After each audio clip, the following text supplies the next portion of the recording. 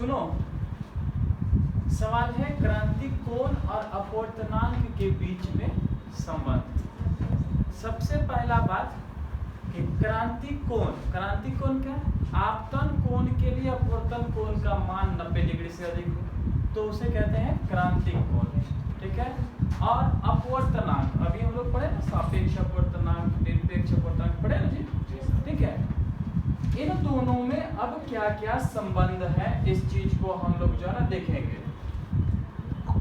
देखो, हम एक तस्वीर छोटी सा ड्रॉ कर रहे हैं, तो वो आपको समझाने हेतु, ठीक है। ये माध्यम को बांटने वाला एक लकीर है, ठीक है। माध्यम को बांटने वाला एक लकीर है जो आपको भली भांति दिख रहा है, और कोई प्रकाश की किरण इस पर आ रहा है, ठीक है। ये प्रकाश की किरण ये आ रहा है, ठीक। ये आपतित कर रहा है, मतलब ये प्रकाश की किरण ये क्या कर रहा है? आपतित कर रहा है। अपवर्तित भी करेगा तो उसकी बात तो छोड़ो। सबसे पहला बात कि हम जो है इसका अभिलंब हम खींच दिए हैं, ठीक है। इसका हम अभिलंब खींच दिए। ये इसकी अभिलंब हो सकती है। अभी हमने जस्ट पढ़ा था कि हमको क्रांतिक कोण के लिए सबसे पहला बात वो माध्यम जो होना चाहिए, पहला वाला कौन सा होना चाहिए? सघन होना चाहिए। वो माध्यम होना चाहिए, सघन माध्यम होना चाहिए, ठीक है। हम लिख देते हैं यहाँ पे सघन माध्यम, सघन माध्यम। अगर इस माध्यम को अगर हम N1 अगर कह दें तो कोई दिक्कत नहीं है, चलो। और ये माध्यम होने चाहिए कौन से माध्यम? विरल माध्यम। ये है माध्यम विरल माध्यम, ये हो गया N2 हो गया। अगर ऐसा होता है तो ये वाली एंगल को हम लोग कहते हैं C, है ना। ये वाली एंगल को हम कहते हैं C, और ये वाले एंगल को हम कहते हैं 90 डिग्री, यानी इस एंगल को हम एक्चुअल में कहते हैं क्या? क्रांति। चलो, अब इसके बीच में अगर क्या संबंध, तो अगर इस तरह के अगर हमें संबंध अगर पूछे तो हम एक डायलॉग बोलते हैं, जब प्रकाश की किरण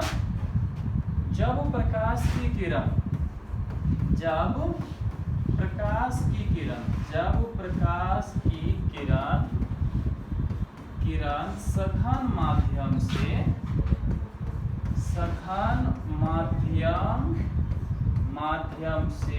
विरल माध्यम में प्रवेश करता है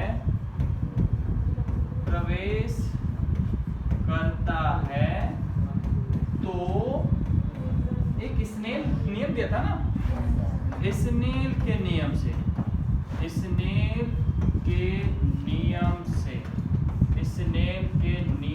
से तो जो है इस बारे में, तो स्नेल भी एक नियम दिया, ठीक है। स्नेल ने एक नियम दिया, और वो नियम क्या दिया? ये दिख रहा है कलर, ये कलर, चलो नहीं ये नहीं दिख रहा, ये दिख रहा है, चलो।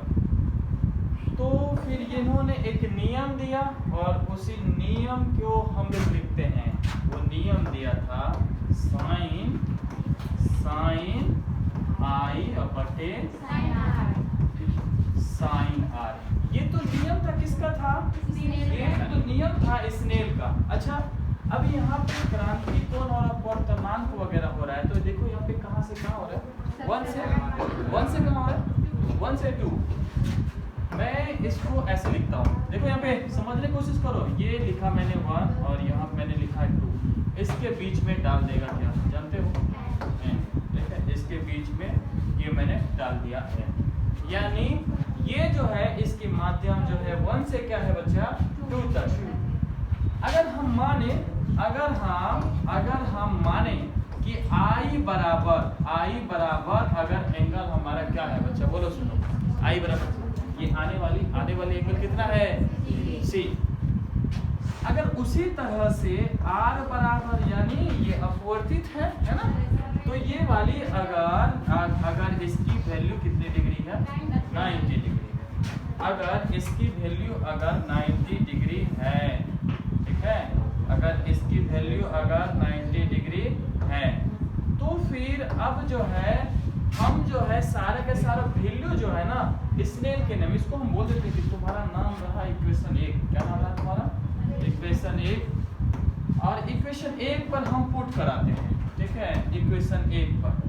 इक्वेशन 1 में आई और आर का मान रखने पर, ठीक है, देखो यानी समीकरण 1 में आई तथा आर का मान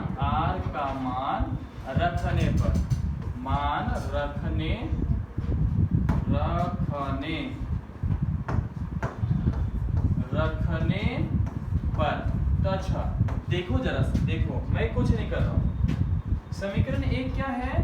साइन, मैं ऊपर लिख दूं इधर? नहीं, इस एरिया में भी नहीं होगा। तो चलो देखो, यहाँ देखो साइन आई बटे साइन आर है ना। चलो दूसरा पेज पर चलता हूँ। तो ये है तुम्हारा, यहाँ पर है साइन आई था ना, तो आई का वैल्यू क्या रखे थे? सी। आई का वैल्यू रखे थे हम सी रखे थे, साइन सी। और उसके बाद क्या है, इसका वैल्यू क्या रखे थे? साइन आर का वैल्यू क्या रखे थे? 90 डिग्री, साइन 90 डिग्री। अच्छा, बराबर क्या था लिखा हुआ वहां पे? 1, यानी n और ये 2 और ये 1, ये ना लिखा था, यानी पहला माध्यम से दूसरा माध्यम में गया है ना। अच्छा, अगर ऐसा लिखा था तो मैं इसको सॉल्व करने का कोशिश करता हूँ। देखो साइन सी को तो हम तो कुछ नहीं कर सकते, चलो वैसे रहते। साइन 90 का वैल्यू 1 होता है, साइन 90 का वैल्यू 1 होता है, और ये बराबर क्या हो गया? ये 1 और ये n और ये 2। कोई दिक्कत है? नहीं है। ऐसी स्थिति में देखो जरा सा, अब जो दिक्कत आने वाली है, कहाँ पर कौन सी दिक्कत आने वाली है? अब जो है हम समझते हैं कि क्रॉस मल्टीप्लिकेशन करा रहे हैं, ठीक है, तो कुछ नहीं है, इसके नीचे 1 है ना। ये इसका इधर से गुना हो गया, अगर इसका इधर से गुना हो गया, इसका अगर इधर से गुना हो गया, तो अगर इसको देखो, ये यहाँ इसके नीचे 1 है, 1 इसको इधर से तो, और इसको इधर से, अगर जो है यहाँ पे क्या हो गया, ये हो गया तुम्हारा साइन सी हो गया। ये इधर से 1 से गुना हो गया, ये इधर से गुना हो गया, तो क्या हो गया? 1 और ये n और ये 2, ऐसा हो जाएगा। अब यहाँ पर बात ऐसी है बच्चा कि यहाँ पे माध्यम अलग अलग है। काश हम सोचते हैं कि नहीं, इधर 90 डिग्री नहीं होगा, हो सकता है ऊपर हो जाए। तो ऐसी स्थिति के लिए हम विचार करते हैं, ठीक है, इसको इस पक्ष में लाते हैं, तो माध्यम बदलते हैं ना, सघन से विरल, विरल से सघन। तो हम इसको करते हैं 2 और इसको करते हैं थोड़ा सा यहाँ पे लिख देते हैं और, ठीक है, यहाँ पे हम लिख देते हैं इसको और, यहाँ पे हम इसको लिखते हैं 2 और इसको लिखते हैं हम n और इसको लिखते हैं 1, ठीक है, ऐसा लिख सकते हैं, लिख सकते हैं। अरे माध्यम बदल दिए हमने, विरल से सघन में हम जा रहे हैं, सघन से विरल में नहीं जा रहे हैं। खाली क्रांति के कौन है ना समझना है, अब परिवर्तन के बारे में ना समझना हमको, तो चलो इसको हम उल्टा मान लिए, ठीक है, मान लो, कोई दिक्कत नहीं, तुम्हारे राज है। तो ये देखो, ये उधर भी चला जाएगा, ये उधर जाएगा, तो क्या हम इसको 1/साइन सी लिख सकेंगे?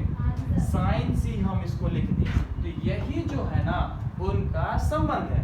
लेकिन हम बोलते हैं कि अगर जो है, अगर माध्यम 1, ठीक है, माध्यम 1 अगर वो क्या है कि ग्लास हो, ग्लास मतलब अगर माध्यम 1, ऐसे लिखता हूँ थोड़ा सा, अगर माध्यम 1 सघन है, तो यानी ग्लास मान लेते, कांच है, ठीक है। अगर माध्यम 1 ग्लास, GLASS ग्लास हो तो, ठीक है, ग्लास हो, तथा दूसरा माध्यम हो, तथा दूसरा माध्यम